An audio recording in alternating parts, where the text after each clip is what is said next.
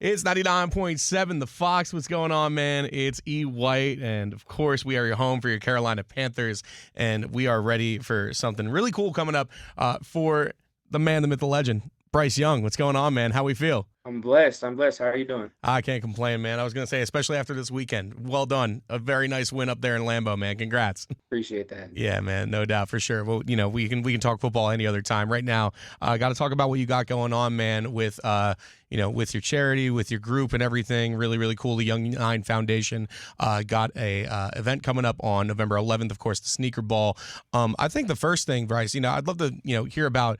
As someone who has gone through a mental health journey, your journey through mental health, and what made you eventually come to create the Young Nine Foundation. Yeah, it's something that's always been really important to me. I've had a lot of people, a lot of family members are in mental health space, and it's something that I've been blessed to where it's been a part of my life growing up. And I know not everyone's fortunate enough to be able to have those dialogues early and be able to talk about things. And, I think as time has gone on, it's become a little bit more destigmatized, but it's still, especially depending on, the profession and walk of life, sometimes it still can be tough to talk about. It's something that's been really important to me. And also being an athlete, sometimes everyone has different lifestyles, everyone's different walks of life, but mental health is something that connects us all. No one's immune to that. No one doesn't have things they go through and have their own ups and downs with mental health. And I just, that being a way for me to relate, when I'm able to connect with people, have conversations and compare stories and talk about emotions and stuff that we all as humans share. I think that's something that's powerful. So I'm grateful for my team. It's a lot of my family that works at the Young Nine Foundation, and it's something we're really passionate about. Yeah, man. No, it's really awesome. And I think especially for, a lot of those kids that are watching you on the field and everything, it's awesome to have that dialogue super early because like sometimes it can be just really hard. Like, I think in society, especially with men, it can be tough to talk mental health, right? For sure. Yeah. Yeah, it's something that, Yeah, 100%. yeah, it takes time, and it takes it. So to have those conversations early is awesome. So for anybody who doesn't know about the Young Nine Foundation, like when did you guys start it up? What made obviously we know what made you start it up, but like what ultimately led you to what you have today? Yeah, so this is it's now, yeah, year three. Started it going to my rookie year. And yeah, it was something that, I felt called to do. Again, my family, we've all put a lot into it. And, it was just finding ways to connect with the community. We worked with Hopeway and Katie Blessing a good amount while being here. And, I'm super grateful just to be a part of the Carolinas, to be a part of this city. They've embraced myself and my family, and this has been, a place that I've, from never being here before I got drafted, I've learned to call home, which has been awesome. So just ways to give back, ways to make an impact. And this has been this event now on the 11th has been in the making for a while. There's been a lot of time, a lot of blood, sweat, and tears have gone into it for my team, which I'm super grateful for. And now this is our first event that we're able to with open to the public, be able to interact with everyone, and raise money for great causes and hope and Katie Blessing. Yeah, man, and it's super cool how you incorporate other things you love in there too, like the sneakers and everything. Obviously, a lot of ball players are sneakerheads. Do you remember your first pair of sneakers, like what that was, or like your favorite pair of sneakers when you're growing up? Yeah, I do. I grew up loving sneakers. I'll always keep up with them. I'd always stay on the releases. And at the time, my parents would every once in a while they get me some, but it was just more just being having, talking about it with my friends and being, just being up on everything that was coming out. And I would always share it with my dad, and he likes sneakers too. And I would kind of, as a kid, like, these are so cool, these are great, hoping he would like one day get them. And sometimes it would work. Most times, he would just be like, yeah, those are cool, like I'll go back to school. And one day, he surprised me and got me some Glow fours Nice. when they released back. I was elementary, I think. And that was like my favorite shoe. Still is one of my favorite shoes.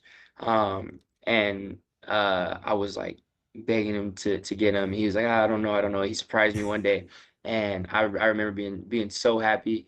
Um, and I wish I still had grown out of them since, but Sure. I've gotten like the re-release now, Yeah, yeah, nice. and yeah, that was probably one of my earliest sneaker memories. I remember I'd gotten a pair of the infrareds, like the Jordan infrareds, and I was like, dude, like Yeah, I felt like I had won the lottery, man. And it's like, of course, I tore them up because I wear my sneakers. You know what I mean? It's just like yeah, I had, yep, it. I got lucky on the infrared 11, the lows when they came out. I think I was in probably like middle school, but yeah, I had those two. I hit on those, and that was like that was a big day for me. Were you the type of dude that would just not to derail us here from the event? We'll get back to it, but like, were you the type of dude to like wear your sneakers, or were you like the sneakerhead where it's like you kept them on the shelf and you started like trading them and selling them? I'm not proud to say I wouldn't trade them or sell them. I would always keep them, but I held them so near and dear. I would wear them maybe 2, 3 times Sure. sometimes, just because I was like I couldn't just like I wasn't someone who I could just all right now I have these shoes, now they're my everyday wears. Like they were so precious to me.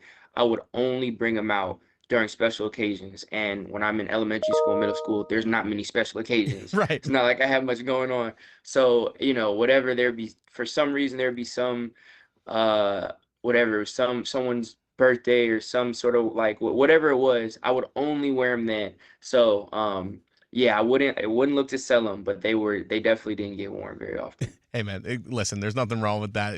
There's so many people that don't even take them out of the plastic. So like, hey man, like Yeah. listen, there's worse off. You know what I mean? For sure. Oh man, hanging out with Bryce Young, of course, talking about the Young Nine Foundation sneaker ball, hence the sneaker derailment there. But yeah, man, I mean, this is going to be a great event for anybody who obviously talking about mental health. That's great. But for this event, like, what makes this so unique and makes it a an event that people want to come to? Yeah, I think it's gonna be it's gonna be at a great venue, gonna be very scenic, and then it's just a great opportunity to interact. There's gonna be a lot of people there, guest performers, um, players, Panthers players will be there. There'll be and it'll be a great opportunity just for us to again just to interact, be able to have good conversation. And everyone can look fly too. It's a black tie or cocktail attire, with the sneakers. So a good opportunity for everyone to put it on a little bit. No, man, it'll be super fun. Of course, over at Fahrenheit. Fahrenheit, one of the best views in Charlotte, by the way. That view of the Yeah. uptown skyline is something special, man, for sure. So it's going to be awesome. Of course, that's coming up on November 11th here from 6 to 9:30. You don't want to miss it. DJs, live auction, tons of great stuff. Of course, the customization station is probably one of the cooler things I'm hearing. Yeah. Yeah, so like, what are they doing? You can like customize your shoes or like paint them up. What's Yeah. up? Yep. There's gonna be customization station where yeah, you get some shoes customized. There's gonna be a silent auction with some, I don't want to spoil it, but there are gonna be some really, really cool items that you can bid on. And also right now tickets are sold out, but for the silent auction, you don't have to be at the event to Awesome. to bid. It'll be open to the public. We follow the website and also the social medias at young9foundation.org, and then the Young Nine Foundation for social medias.